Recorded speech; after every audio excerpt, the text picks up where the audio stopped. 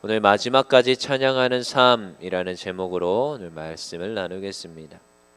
오늘 시편 92편인데요. 이 92편은 이 하나님 앞에 나아갈 때 기쁨으로 그런 노래를 하는 시입니다. 그래서 이 노래가 너무나도 참 잘 담겨 있는 그런 시인데, 그래서 1절에서 3절까지라고 되어 있는데 제가 봤을 때 1절인데요. 1절에서 3절까지로 되어 있는 것을 이제 압축하여서 이렇게 기록을 합니다. 근데 여기에서 저희가 잘 등장하는 그 찬양 가사가 나오지 않습니까? 주의 인자하심을 알리며 밤마다 주의 성실하심을 베품이 좋으나이다. 아침에 주의 인자심을 나타내시며, 아무튼 이런 찬양이 있어요. 이런 찬양들을 떠올리게 하는 그런 이제 가사가 녹아 있는데요. 저희가 이제 이 하나님 앞에 나올 때 우리가 기쁨으로 찬양해야 되는 줄 믿습니다. 여러분 예배당에 나올 때 어떠한 마음으로 오셨습니까? 기쁨으로 오셨습니까? 아 신난다 하면서 막 하나님 앞에 나와서 우리가 그런 기쁨으로 하나님 앞에 올라가는 그 마음이 있어야 됩니다. 오늘도 이렇게 2절 같은 데서도 보고 이제 우리가 5절 같은 데서도 보면 여호와여 주께서 행하신 일이 어찌 그리 크신지요 주의 생각이 매우 깊으나이다. 무엇을 찬양합니까? 주의 생각, 주님의 하심 그 일들을 찬양하는 모습들이 있더라는 거예요. 여러분 이 고백을 들으시는 거 하나님을 한번 생각해 보십시오.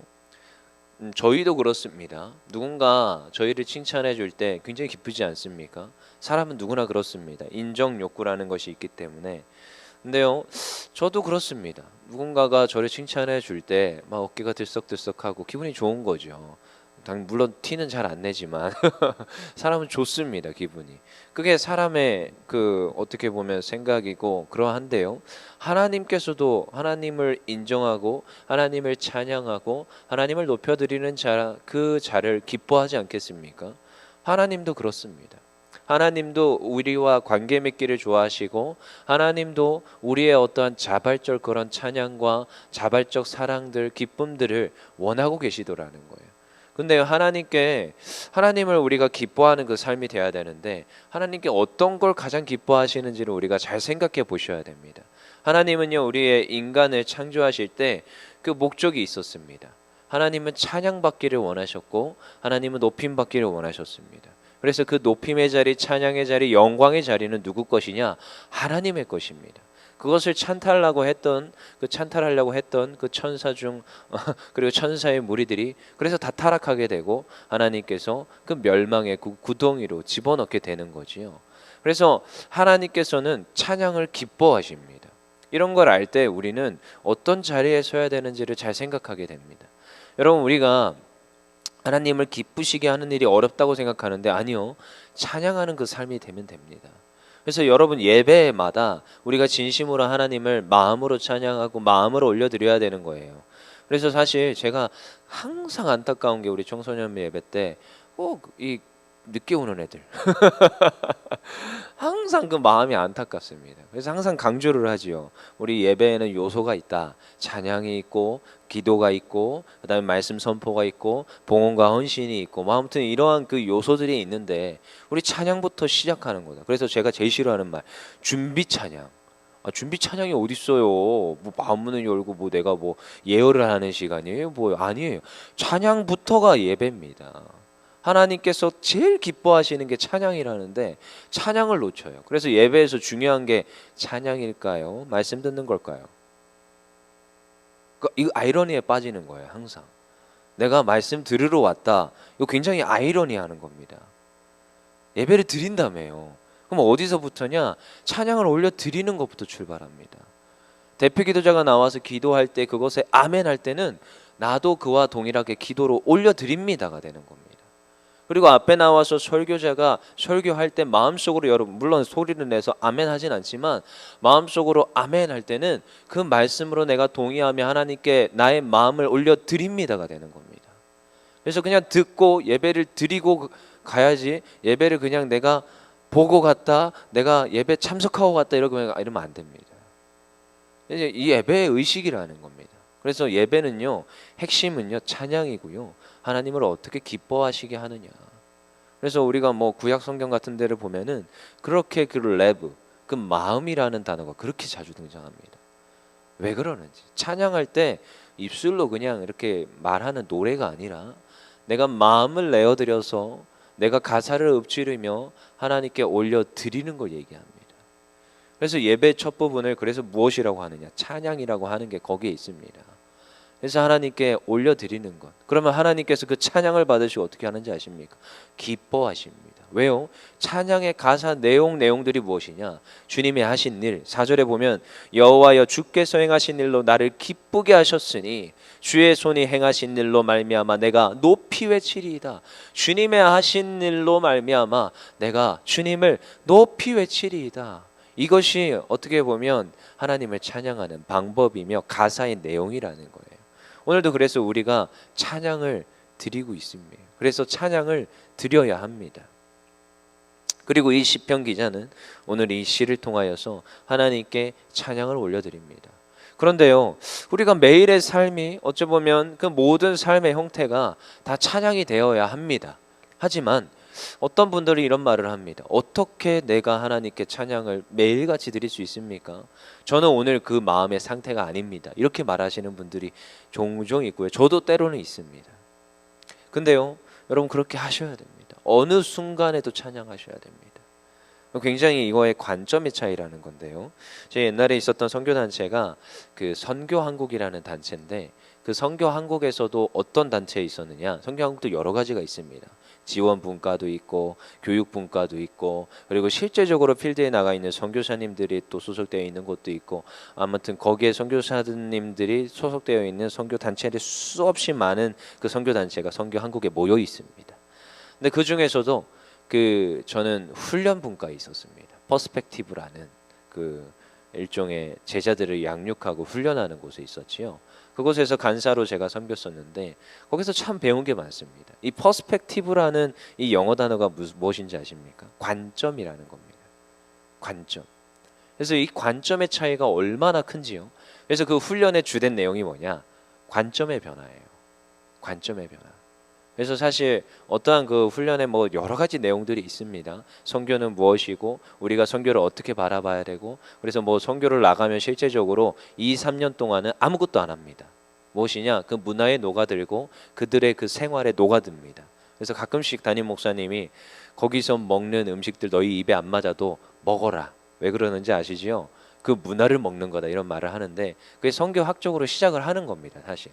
거기에 가서는 이렇게 음식을 거부하거나 하면 안 되고 당연히 문화에 녹아들어요. 왜냐하면 그 문화를 적셔 들어가지 못하면 선교 못합니다.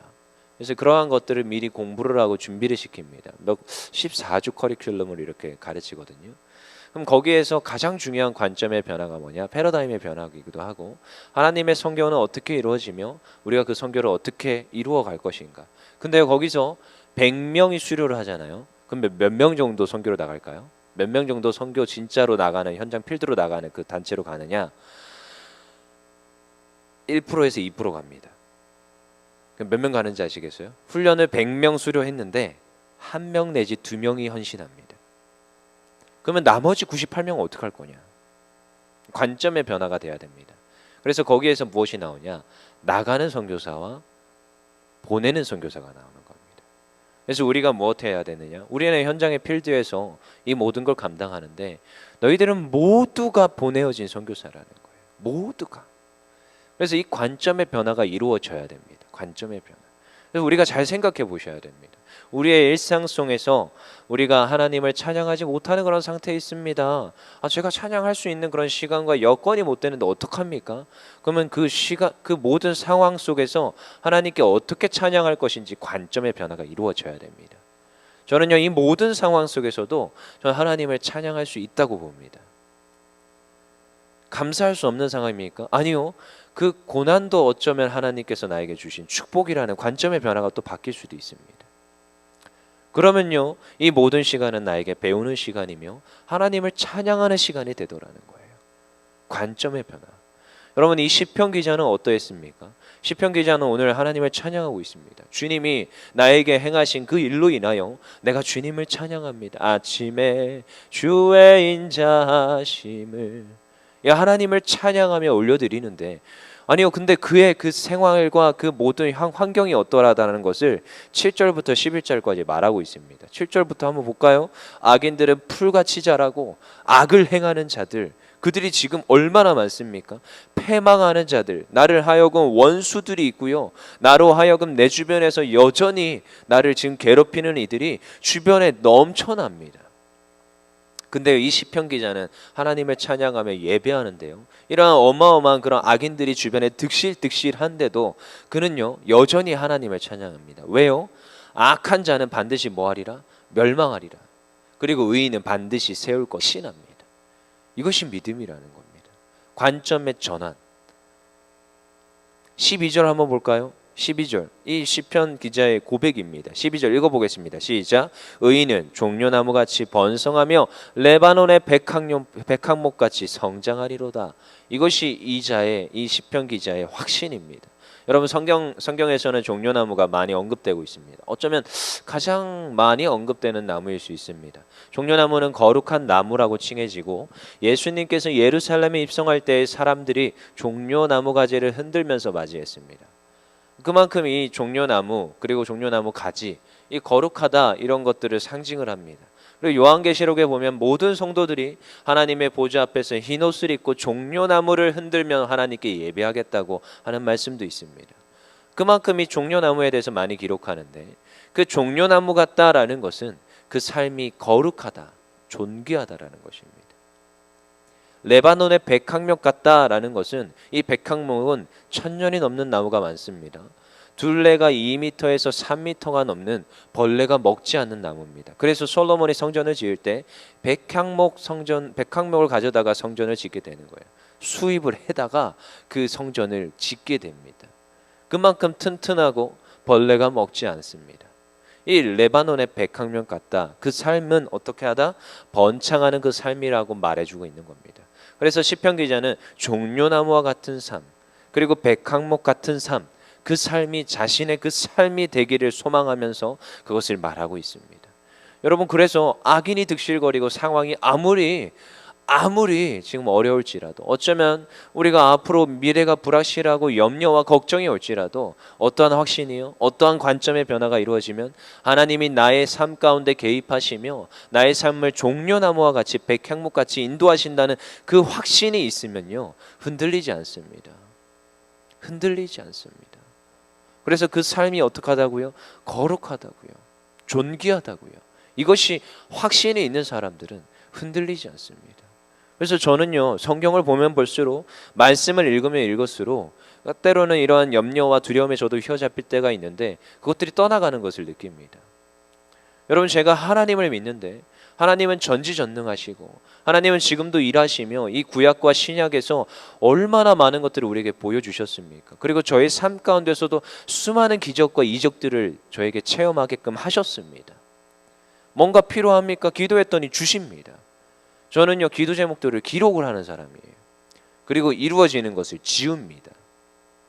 어릴 때부터 그런 것들이 습관화가 많이 되어 있어요. 일기도 씁니다. 근데 그런 것들을 보면은 다 응답하셨어요. 진짜 얼마나 세세하게 응답하느냐. 저는요, 그 사모를 위해서 기도 그렇게 했습니다. 그래서 제가 항상 그 만나기 전에, 물론 사모가 지금 없으니까 이런 얘기 할 수 있어요. 만날 때 기준에 부합하지 않는다, 아니구나, 그냥 냉정하게 끊어냅니다. 제가 그런 좀 냉정함도 있어요.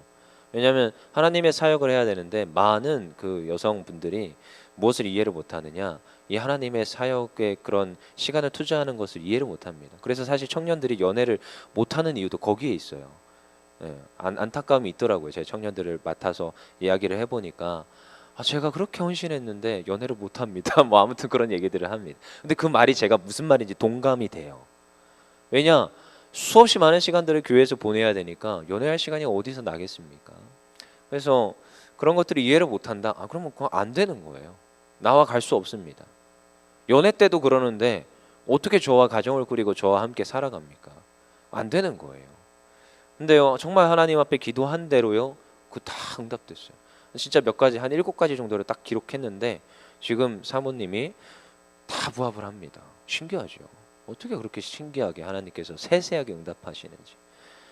여러분, 저는 이 하나님을 이 신실하시고 이 철저하신 계획하시며 나의 기도에 하나도 응답하지 않아야 했던 것이 없었던 그 하나님을 전 믿기 때문에 그 하나님을 신뢰하기 때문에 두려워하지 아니하고 염려하지 않습니다. 여러분 나의 인생이 쭈글쭈글하고 나의 인생에 응답하지 아니하시는 그 하나님 왜 믿으십니까? 그 하나님 믿으시면 됩니다. 그냥 그 하나님께서 나의 삶 가운데 나의 삶을 백향목같이 이 정말 종려나무같이 하신다는데 왜 그것을 믿지 않으십니까? 그것을 믿는 삶은 어떻게 되는지 아십니까? 찬양하는 삶이 됩니다. 찬양하는 삶. 근데 어떻게 하면 내 삶이 찬양하는 삶이 되냐고 자꾸 질문하는데 아니요, 그것을 신뢰하고 믿으시면 됩니다. 오늘 시편 기자가 뭐라고 합니까? 13절 이는 여호와의 집에 심겼음이여 우리 하나님의 뜰 안에서 번성하리로다. 우리 한 번 더 읽어보겠습니다. 시작. 이는 여호와의 집에 심겼음이여 우리 하나님의 뜰 안에서 번성하리로다. 그 이유를 어디서 찾느냐? 내가 여호와의 집에 심겼다라고 얘기합니다. 여러분 이것입니다. 우리가 뿌리를 어디다 내려야 됩니까? 우리가 어디 안에 있어야 됩니까? 신약 성경에 가면은 바울이 말하는 그 너무나도 신학적 그 너무나도 중요한 사상이 있는데 in Christ, 그리스도 안에서라는 사상입니다. 이전에는 바울이 하나님의 율법을 알았고 하나님에 대해서 너무 잘 알았지요. 하지만 그가 그의 열심으로 하나님을 알았을 때는 그는 기독교인들을 잡아다가 핍박하는 사람, 어쩌면 죽이는 그 사람이었어요. 하지만 그가 예수 그리스도를 담메색 도상에서 만나고 그가 그리스도 안에 있으니까 이제는 예수를 위하여서 그의 생명을 다하는 사람이 됩니다. 그리스도 안에서라는 신학적 사상인데 그의 그 모든 것들이 그의 시편가 아니 그의 서신서들에 녹아 있습니다. 근데 우리는 어디 안에 있습니까? 내가 하나님을 찬양하는 그 모습이 나의 삶 속에 없다? 아니요. 그 삶 속에 그 찬양하는 삶이 있고자 한다면 우리는 어디 안에 있어야 되느냐? 그리스도 안에 있어야 됩니다. 여호와의 집에 심겼음이요 이 상태가 되어야 됩니다. 여러분 어떤 이들은 그럽니다. 저는요 저의 신앙을 잘 지키면 됩니다. 저는요 사역을 또 내려놓고 요맘쯤 되면은 수많은 리더들에게 저한테도 찾아옵니다. 다 찾아와서 저 이제 못하겠습니다. 내년에 요거 내려놓고 저거 내려놓고 하겠습니다. 그럼 제가 항상 권면을 하죠. 그러면 안 됩니다. 그 사역이 얼마나 하나님께서 주시는 축복의 통로가 되는지 아십니까? 항상 권면을 합니다. 근데 깨닫지 못합니다. 이미요 기도해보고 하나님 응답했습니다 하고 저한테 오는 거거든요. 절대 안 듣습니다. 그러면요 뭐 여지나 이렇게 사역을 내려놓는 걸 종종 보는데요. 여러분 맞습니다. 뭐 내가 교회 다니고 주일 예배 참석하는데 저는 믿음 신앙 생활 잘 할 수 있습니다. 맞습니다. 근데요 굉장히 힘듭니다. 주일 예배만 가지고 내가 주님 안에 뿌리 내린다. 내가 말씀 생활, 내가 기도 생활 잘하면서 뿌리 내리면서 살아갈 수 있습니다라고 얘기하는데요. 진짜 쉽지 않습니다. 그럼 물론 그렇게 되는 분들도 있습니다. 그래서 제가 청소년들한테도 항상 얘기하는 게 야 너희가 말씀과 기도로 성령으로 충만해야 된다. 그리고 나서 예배도 잘 드려야 된다. 근데 어떤 친구가 그래요. 집에서 예배 드리면 안 됩니까? 제가 그래요. 안 된다고 해요. 안 된다고 그래요. 너 할 수 있냐? 너 진짜 할 수 있냐? 저도요 집에 가면요 TV 틀어놓고 예배 드릴 수 있을 것 같죠? 저도 못합니다. 저도요 집에 가서 성경 펼치고 성경 열심히 읽을 것 같죠? 저도 잘 안 됩니다. 교회 와서 사무실에 와서 애써서 펼쳐서 연구하면서 성경 읽어야 간신히 읽힙니다. 기도도 시간 내서 여기 와서 앉아서 기도해야 간신히 기도됩니다. 집에서요 아기가 한번 옆에 오면 아무것도 못합니다. 그게 현실입니다. 근데요 교회 안 오는데 저 할 수 있습니다. 아이러니한 겁니다. 진짜 힘듭니다. 물론 그게 되시는 분들이 있습니다. 근데 대다수가 못합니다. 제가 그걸 알기 때문에. 그래서 뭐 하느냐? 자꾸 사역의 자리로 부르고 자꾸 예배 자리에 부르는 겁니다. 왜 이러십니까? 저는 할 수 있습니다. 그래서 자꾸 그러는 거예요. 근데 여기 보면은 뭐냐? 여호와의 집에 심겼음이요. 여기에는요 여호와의 집은 내가 여호와께 심겼다 말도 되지만 여호와의 집은 무엇입니까? 옛날에 이런 집사님이 있었어요. 일을 다 마치면 꼭 교회에 와서 10분씩 기도하고 가십니다. 그래서 제가 물어봤어요. 왜 그렇게 하십니까? 라고 질문을 하니까 저는요 아버지 집에 와서 기도하고 가는 게 너무 좋습니다. 그리고 때로는요 진짜로 뭔가 일이 있는 것 같아요. 그럼 집에 여기 교회 와가지고 그냥 기도도 안 하고 아무것도 안 하는데 그냥 앉아 있다 가시기도 하세요. 그래서 제가 계속 묻습니다. 또 무슨 일 있으세요? 하니까 그냥 아버지 집이 좋아서 왔다가 가요. 이러시는 분이 있어요. 그래서 제가 그런 걸 볼 때마다 아버지 집이구나, 아버지 집이구나. 그 아버지 집이 무엇을 얘기하는지 아십니까? 교회입니다. 교회. 성전, 하나님의 교회. 그래서 교회 안에서 신앙생활이 돼야 됩니다. 그래서 누군가는 무용론자들이 있습니다. 이 비가시적 교회를 추구하는 분들이 있습니다. 왜 교회를 우리가 만들어야 됩니까? 왜 우리가 이런 메가처치를 만들어야 됩니까? 아니요, 그건 굉장히 성경을 몰라서 하는 소리입니다. 수많은 사도들이, 수많은 하나님의 제자들이 무엇을 세웠습니까? 교회를 세웠습니다. 물론 가정교회도 교회입니다. 하지만 모이기를 힘썼고 교회를 세웠고 교회 안에서 그 모든 것들을 이루어 갔습니다. 내가 밖에서 혼자서 신앙생활 잘할 수 있다? 굉장히 우리가 성경을 오해하고 있습니다. 교제권이 무너져 있는데 내가 신앙생활 잘하고 있다? 오해하고 있는 겁니다. 성경은 철저히 말합니다. 교제, 성경은 철저히 공동체 안에서. 그래서 성찬은 공동체에게 베풀어진 겁니다. 그래서 성찬의 축복 가운데 예수 그리스도의 살과 그 피를 마시며 우리가 교회를 세워가고 하나님 안에서 우리가 기뻐하는 것입니다. 그리고 우리가 무엇하는 삶이 되느냐? 이 예수 그리스도 여호와의 집에 심겼으며 우리가 하나님의 뜰 안에서 번성하리로다. 무엇이 됩니까?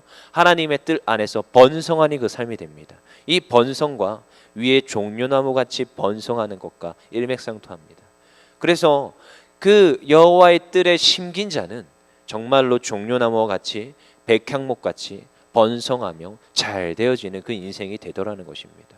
그래서 이런 말이 있지요. 하나님께서는, 여호와께서는, 주님께서는 포도나무입니다.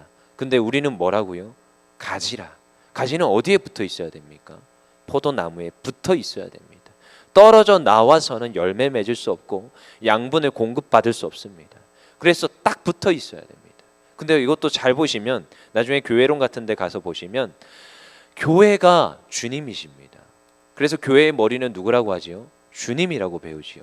그래서 교회에 붙어 있으셔야 됩니다. 그랬을 때 그 신앙이 잘 되어집니다. 그래서 건강한 그리스도인은 어디서 나오는지 아십니까? 건강한 교회에서 나옵니다. 저기 이단도요, 이 성경책 들고 말씀 전합니다. 근데요, 건강한 교회에서 건강한 교리적 정립이 되어 있고 잘 가르치시는 그런 목양자들이 있는 곳에서 좋은 열매가 나오고 좋은 그리스도인들이 나옵니다. 그리고 그들이 나아가서 탁월하게 사명을 감당합니다. 이것을 우리가 기억하시면서 이 아침에도 교회를 위하여서 또한 특별히 하나님의 종 담임 목사님 위해서 기도해야 될 줄 믿습니다. 그리고 그 인생은 어떻게 한다고요? 번성하고 찬양하는 삶이 됩니다. 15절 읽어보겠습니다. 시작. 여호와의 정직하심과 나의 바위 되심과 그에게는 불의가 없음이 선포되리로다. 이것은 무엇이냐? 여호와의 영광이 드러나는 삶이 되더라는 것입니다. 여러분, 우리 인생 가운데서 무엇이 가장 소망이며 무엇이 가장 너무나도 성공한 인생이 될 수 있겠습니까? 저는요, 여호와한테 쓰임받는 삶, 여호와의 영광을 드러내는 그 삶이 가장 기쁜 삶, 가장 아름다운 삶이라고 저는 생각합니다. 그래서 저의 꿈과 저의 소망은 이 앞에서 그냥 설교하다가 순교하는 거, 그게 제 꿈과 소망입니다. 하나님 앞에 나이 들어서까지 하나님 사명 잘 감당하다가 제가 하나님 앞에 불림받는 것, 그게 제가 가장 그 아름답게 생각하는 그 삶의 마지막입니다. 여러분, 우리의 인생이 어떠해야 됩니까? 저는요, 오늘 아침에도 소망합니다. 하나님, 오늘 이 하루 하나님 앞에 찬양하는 삶이 되게 하여 주시옵소서. 내가 이 하루 하나님께 영광 돌리다가 하나님 부르시면 제가 하나님 앞에 기쁨으로 불림받기 원합니다. 그러한 삶이 되기를 원합니다. 그렇게 기도하는 이 아침 되기를 소망합니다. 우리 시간 다 같이 기도하겠습니다.